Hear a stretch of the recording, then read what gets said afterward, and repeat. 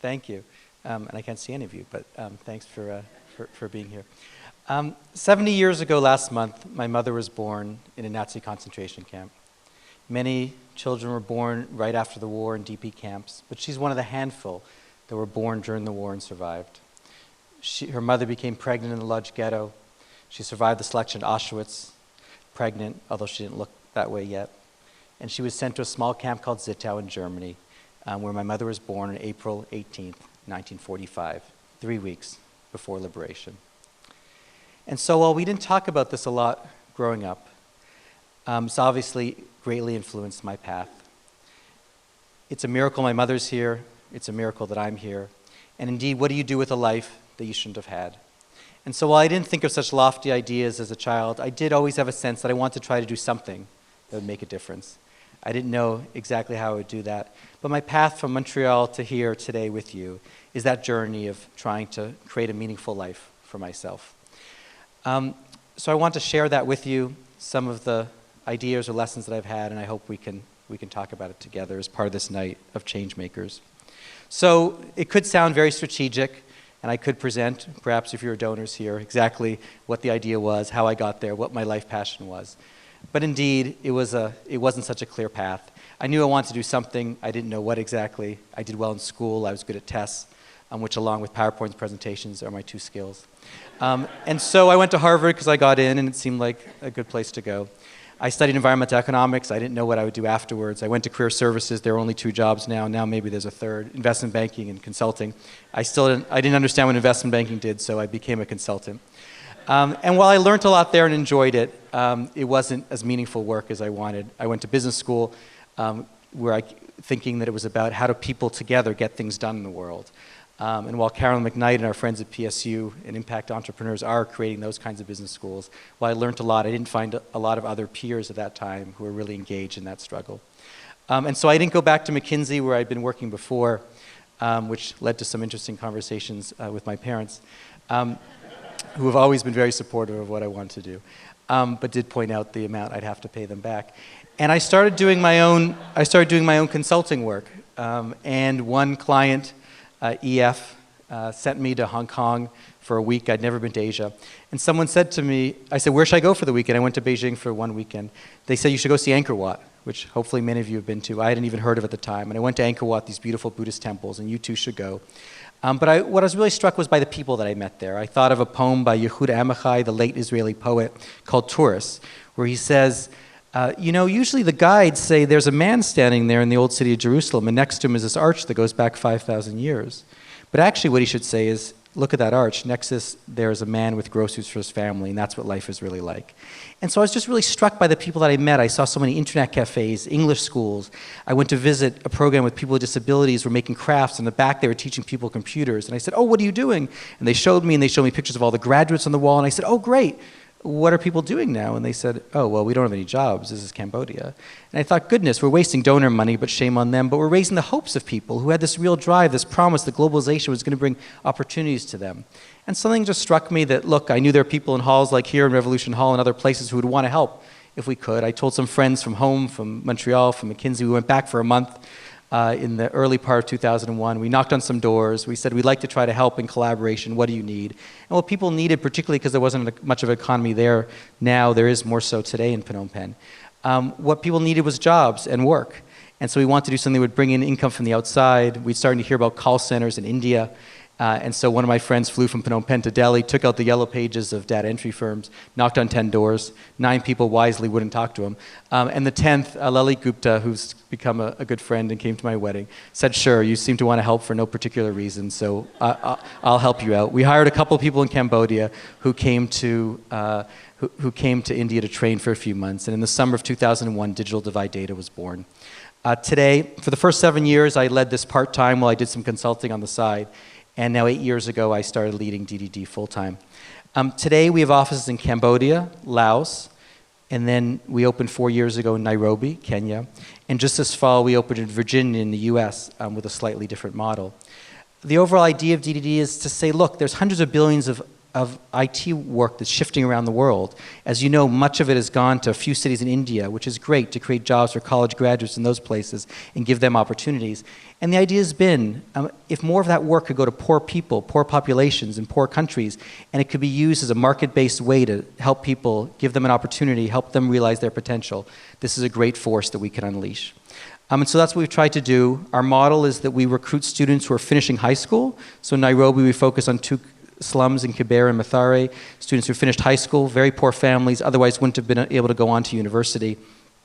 We then employ them working 36 hours a week, doing what started as data entry work and now more complex research, digitization, image labeling, image tagging kinds of work for clients around the world.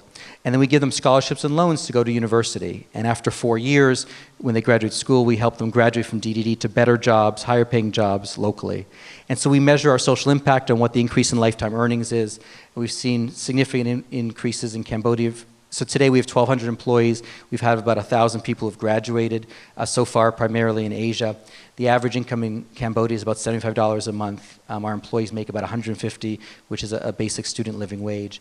Our graduates, on average, make $400 a month, and our graduates who've been out 6-7 years are making $500, $600 a month, which is really middle class for these countries where college education costs about $500 a year. And so that's the model that we've developed. We have today, and so that's what we've been doing in Asia and Kenya. This last year, we opened up in Fort Monroe, Virginia, in Southern Virginia. AOL approached us and wanted us to do some higher level finance and accounting work that they'd been doing in India and hadn't been going well. And so together with them, we developed a concept to employ military veterans and military spouses, particularly a population that has high unemployment rates and has, for many families at the bottom of the military with just one income and a couple children, are living on food stamps. And so this is an opportunity for how can we give job opportunities that will be a ladder for career ladders for the future. So that's our model here with a contract from AOL doing higher level outsourcing work. So together today we have about $10 million of earned income from our clients that supports the business, and then we raise philanthropic money to support the scholarships and loans for the work we do. But the animating idea has really been how can we, working together as partners, those of us here in these halls, those who grew up in Kibera, in the slums of Nairobi, how can we work together to help each other to realize our potential and to realize our dreams? Let me just leave you with a couple thoughts for those of you who came for a night to talk about Changemakers and think about it. Something brought you here, a few ideas from my journey, which are all quite straightforward, but perhaps will trigger some thoughts for you this evening. One is people often say, you know, how can I figure out what I want to be doing? How am I going to figure that all out? I don't have an answer, unfortunately, if you came for an answer tonight. The only thing I can say is that all I can suggest is to really just take one step closer to what you want to be doing. You're not going to figure it out overnight, but it's in my personal story and others that I've seen, kind of taking one more path, seeing an opportunity, acting on it, is the only solution that I've seen. A few years ago, we were fortunate to get an award from the Skoll Foundation for Social Entrepreneurship, and we're in Oxford getting this fancy award for DDD from Jimmy Carter and others. And I thought, okay, finally, I'm going to figure out how you do this. I mean, I got here, as you can see, obviously, I didn't know what I was doing, and it was quite an accident.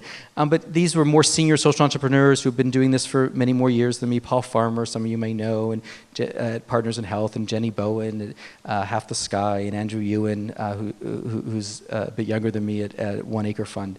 But they were going to find how you did this. And then as you can guess, I got there and realized they'd all done it the same way. Nobody had a clear path, no one had a clear idea, but they'd just seen an opportunity in front of them and decided to explore that, to look into that, see what they could do, try to bring some people together. So I can just say, particularly students here, but I guess this applies to everybody. For me, I found helpful to put yourself in environments with people, ideas, organizations, that you will open your eyes and will put you in conversations about things you care about. And that could be a company, it could be a nonprofit, it could be whatever it is. But to me, I haven't been able to do it myself. I've only been able to do it when I'm in an environment which pushes me to think. Number two, to me this seems a little bit of a secret, although you obviously know this, but to me what I found is that most people, a lot of people, perhaps most people, really are on a search for meaning. no matter where they are, people really do want to make a difference. People want to be part of something that's larger. And so one is someone who's put an idea out there and started reaching out to people. From that first moment of the first few days in Cambodia, reaching back to my friends from different parts of life, people said, sure, let's do that. Let's get together. Let's see what we can do. And from that moment, from the first day, I could tell endless stories of not knowing what we're doing, and moments people showing up and helping.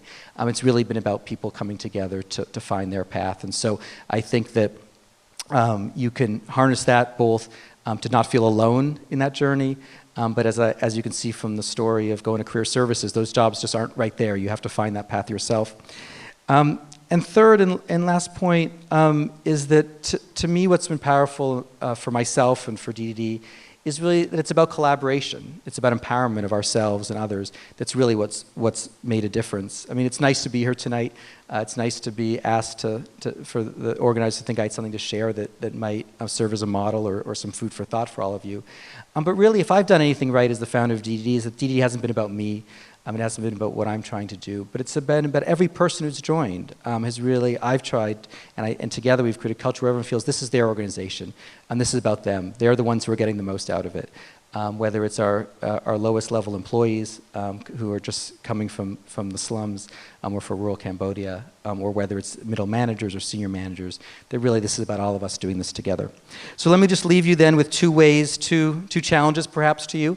First of all, if you'd like to help in some ways to what we're doing, the core challenge for us in scaling up the work we do is to have more work that we can do, that while we take donations for scholarships, what we really need is paid work from clients. And so we do some services today, digitization, data entry, image work, like I told you. But more importantly, and out here in the Pacific Northwest with technology, you should be able to help me with this. We're always trying to think about what are the next set of services we can do, what are more advanced kinds of things that technology together with people can do, and what labor could we put together with technology to make a difference. So I'd love to hear ideas for you. And last then is just a challenge for all of you having come to this night, if you don't mind, is to just really for yourself think tonight of what is one step you can take to something that you care more about, that you want to do. What's been holding you back from doing that? And so while my story, my mother's story is more dramatic than perhaps others here, although as we've heard from Nadja and others in this room, I'm sure we've all have our own personal challenges and story that bring us to this moment. But indeed, all of us have a life that we might not have. We know the fragility. We know how things could end tomorrow. And so I challenge all of you to challenge myself and to all of you to think about what are we doing with those lives. So thank you.